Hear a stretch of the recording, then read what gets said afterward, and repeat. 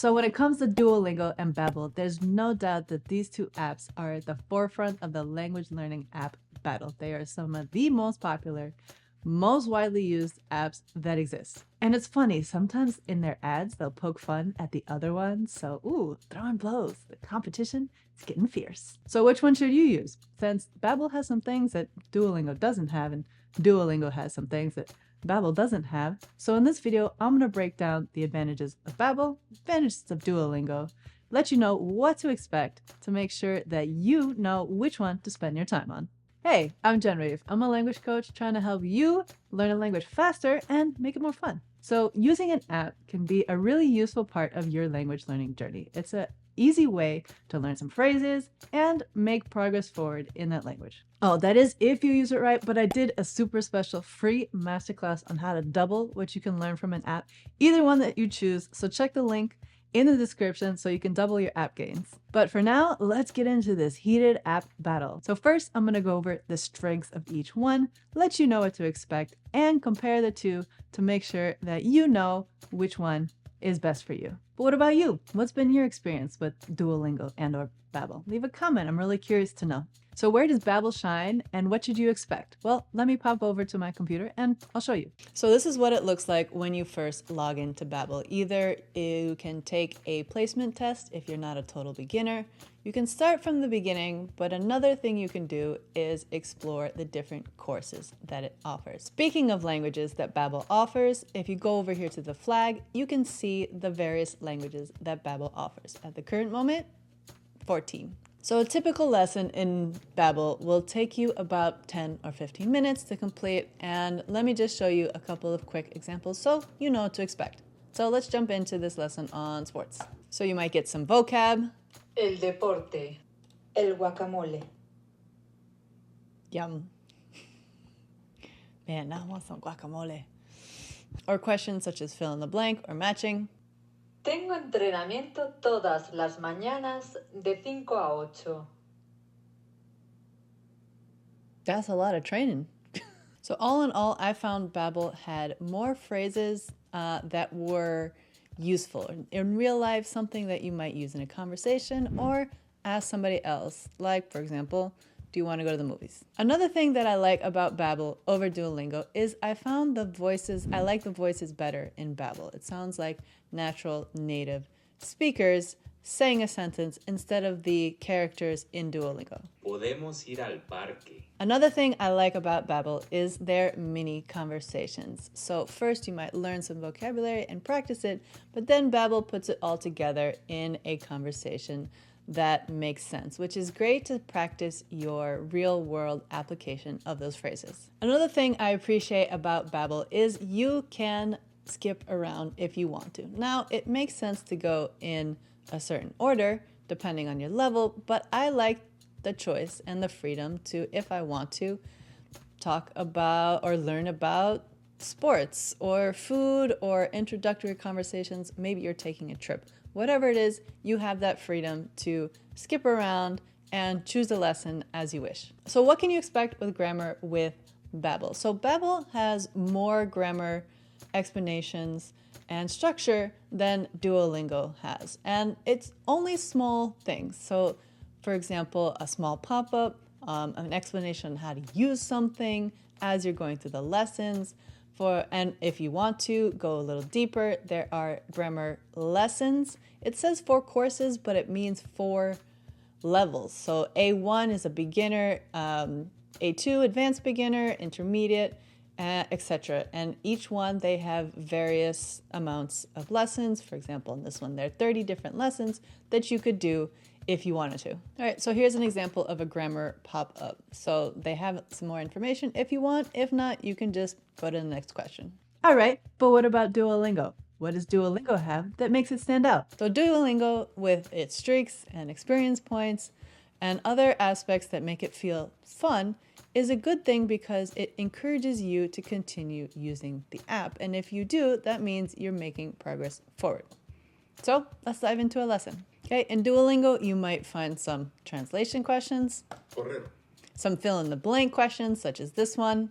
You might get some matching questions. Another thing that the app does is encourage you with rewarding sounds when you get something right. In Duolingo, I do like, at least on the desktop, and sometimes if you do a harder question on the app itself, you have the option of typing it out on the keyboard if you want to, which is not always the case with some other apps. And either way, some of the questions will prompt you actually to write in the answer yourself. Another thing I really like about Duolingo are the mini stories, and you can access them separately. Some of them are worked into your tree or your path, and you can identify them as the little book icon. I find that the mini stories are a good combination of the language that it has you practice and the phrases that you know. They throw in some extra things and they try to make it funny and engaging, or overall more interesting, or sometimes there's a twist in the end. So actually, I think Duolingo has done a pretty good job at making little mini stories that are fun and you can definitely use, and I recommend to concentrate on when you're learning a language in Duolingo. So another thing I really like about Duolingo is that the lessons are short. I like the little bite-sized pieces because then it makes it pretty easy to squeeze them into your day. So instead of wasting time, you can actually learn a language. Instead of being trapped in a lesson and feeling like you want to finish, I do appreciate that the lessons are really short, and if you want to, you can always keep going.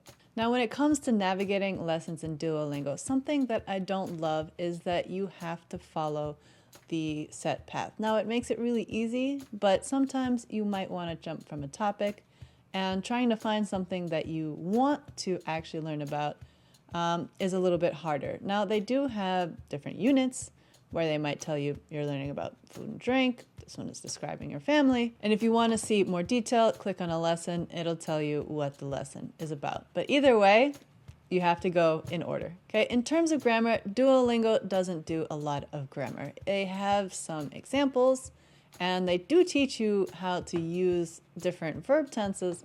But if you go to the guidebook next to a unit, it doesn't give you a long explanation of how to use something. For example, they might give you a few example sentences, mention that adjectives change, but this may be enough for you and all you want, but some people might want a little bit more. Another great thing about Duolingo is the sheer number of courses that it offers. It not only offers a ton of different languages. If you speak English, it's about 50, but they do keep adding to it. Here are some of all of the languages that Duolingo offers, or if you really want to, you can go from another language that you know, if you know multiple languages. For example, learn Italian through Spanish or French through Spanish, or a variety of other options that most apps don't come close to having. And the best part, Duolingo is free. All of these languages, all of these programs, completely free to use. Now, you do have to deal with annoying ads every single time you finish a lesson.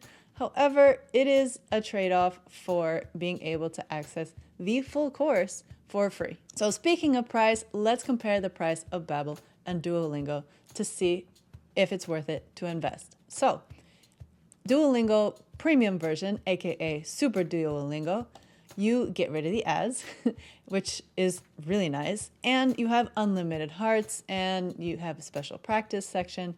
Now, I don't love that they penalize you for making too many mistakes. As a language learner, you're supposed to make mistakes. If you're not learning anything new.